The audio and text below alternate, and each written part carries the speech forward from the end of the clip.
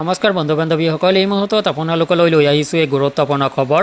Anganwadi related কিছু গুৰুত্বপূৰ্ণ খবৰ আপোনালোকক জনাম। বন্ধুসকল, অংগনবাড়ীৰ বাবে আছে ভাল খবৰ। অসম চৰকাৰৰ পিছতে কেন্দ্ৰই বৃদ্ধি কৰিব নেকি অংগনবাড়ী কৰ্মী সহায়িকা মিনি কৰ্মীৰ দৰমহা, যি খবৰে শান্তি প্ৰদান কৰিব আপোনাক। বিস্তাৰিত খবৰলৈ যোৱাৰ আগতে আপোনালোকলৈ সৰু এটা ৰিকুৱেষ্ট, এনেধৰণৰ ভিডিঅ'বোৰ নিতৌ পাবলৈ চেনেলটোলৈ নতুন ভৰি ৰাখিলে চেনেলটো ছাবস্ক্ৰাইব কৰি ল'ব। লগতে ভিডিঅ'টো অৱশ্যে আপোনাৰ বন্ধু বান্ধৱীলৈ শ্বেয়াৰ কৰি দিব।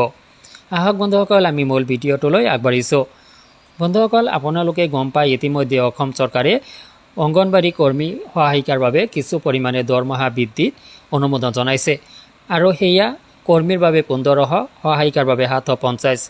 আৰু এই নতুন দৰমহা 1 অক্টোবৰ 2025 পৰা কাৰ্যকৰী হোৱাকৈ বৃদ্ধি কৰা হৈছে। এই লৈ যদিও অংগনবাড়ী কৰ্মী সহায়িকাৰ মাজত এক মিশ্ৰিত প্ৰতিক্ৰিয়া জন্ম লৈছে, বহু সংখ্যক হিতাধিকাৰীয়ে, মেজৰিটি সংখ্যক আপোনাৰ যি অংগনবাড়ী কৰ্মী হওক বা সহায়িকা হওক, মেজৰিটি সংখ্যক লোকে কিন্তু এই অসম চৰকাৰৰ এই পদক্ষেপক আদৰণি জনাব পৰা নাই। তেওঁলোকে এই পদক্ষেপটোক মুঠেও ভাল পোৱা নাই। কিয়? ইয়াৰ মূল কাৰণটো আপোনালোকে অৱশ্যেই গম পায় যে অসম চৰকাৰে যি পৰিমাণে দৰমহা বৃদ্ধি কৰিব লাগিছিল অংগনবাড়ী কৰ্মী সহায়িকাৰ বাবে, সেই পৰিমাণে বৃদ্ধি কৰা নাই, যাৰ কাৰণে তেওঁলোক সম্পূৰ্ণ সন্তুষ্ট নহয়। কিন্তু তেওঁলোক চৰকাৰৰ বিৰুদ্ধাচৰণো কৰা নাই, কিন্তু চৰকাৰক আহ্বান জনাইছে যে চৰকাৰে তেওঁলোকৰ দৰমহাৰ যি গাঁথনি, সেই গাঁথনিটো পুনৰ বিবেচনা কৰিব লাগে। কিন্তু চৰকাৰে পুনৰ বিবেচনা কৰিব নে নকৰিব, এয়া পৰৱৰ্তী সময়ত দেখা যাব। চৰকাৰৰ একান্ত ব্যক্তিগত বস্তু হ'ব, সেইটো ব্যক্তিগত যি ধ্যান ধাৰণা সেইটো হ'ব। দৰমহা বৃদ্ধি কৰাৰ পিছত যদি আপোনালোকে ওজৰ আপত্তি কৰে, তেতিয়াহ'লে চৰকাৰে সেই দৰমহাখিনি সংশোধন ঘটাব পাৰে। ডাঙৰ কথা নহয়, ডাঙৰ চেলেঞ্জো নহয় চৰকাৰৰ কাৰণে। কিন্তু চৰকাৰৰ সেয়া একান্ত নিজস্ব কথা হ'ব। আমি পৰৱৰ্তী সময়ত লৈ অপেক্ষা কৰিব লাগিব যদি চৰকাৰে এই সংক্ৰান্তত কোনো পদক্ষেপ গ্ৰহণ কৰে। তো বন্ধুসকল, ইয়াৰ পিছতে আহক যে অসম চৰকাৰৰ দৰমহা বৃদ্ধিৰ পিছতেই কেন্দ্ৰীয় চৰকাৰেও ডাঙৰ পদক্ষেপ গ্ৰহণ কৰিব পাৰে অংগনবাড়ী কৰ্মী সহায়িকাৰ বাবে।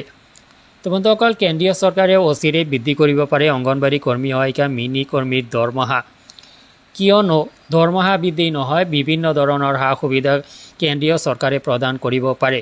কিয়নো কেন্দ্ৰীয় লেভেলত হোৱা যিবিলাক আন্দোলন বা যি ধৰণৰ আলাপ আলোচনা, সেই আলোচনাবোৰ বা আন্দোলনৰ পৰা আন্দোলনবিলাকক চৰকাৰে বেছি দিনলৈ আৰু অপেক্ষা কৰিব নোৱাৰিব।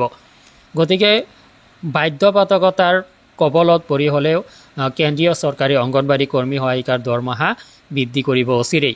আৰু যদি কেন্দ্ৰীয় চৰকাৰৰ ফালৰ পৰা বৃদ্ধি কৰা হয়, অসম অংগনবাড়ী কৰ্মী সহায়িকাৰ বাবে এটা ডাঙৰ ভাল খবৰ হ'ব যে আপোনালোকৰ বাবে কেন্দ্ৰ ৰাজ্য উভয় চৰকাৰৰ বাবে পৰাই আপোনালোকে বৰ্ধিত দৰমহা লাভ কৰিব পাৰে। তো বন্ধুসকল, এনেকুৱা সম্ভাৱনা নথকা নহয়। কেন্দ্ৰীয় চৰকাৰে আৰু বেছি দিনলৈ উপেক্ষা কৰিব নোৱাৰে। অংগনবাড়ী কৰ্মী সহায়িকাসকলৰ যি স্বাৰ্থ, সেই স্বাৰ্থক বেছি দিনলৈ আৰু আওকাণ চলিব নোৱাৰিব। গতিকে যিকোনো মুহূৰ্তত অতি শীঘ্ৰেই অংগনবাড়ী কৰ্মী সহায়িকা মিনি কৰ্মীৰ দৰমহা কেন্দ্ৰীয় লেভেলতো বৃদ্ধি পাব পাৰে। তো বন্ধুসকল, এই সংক্ৰান্তত আপোনাৰ কি অভিমত, আপুনি কিমান দূৰ আশাবাদী, ভিডিঅ' কমেণ্ট ছেকশ্যনত অৱশ্যেই কমেণ্ট কৰি জনাব। আজিলৈ এৰিছোঁ, ধন্যবাদ।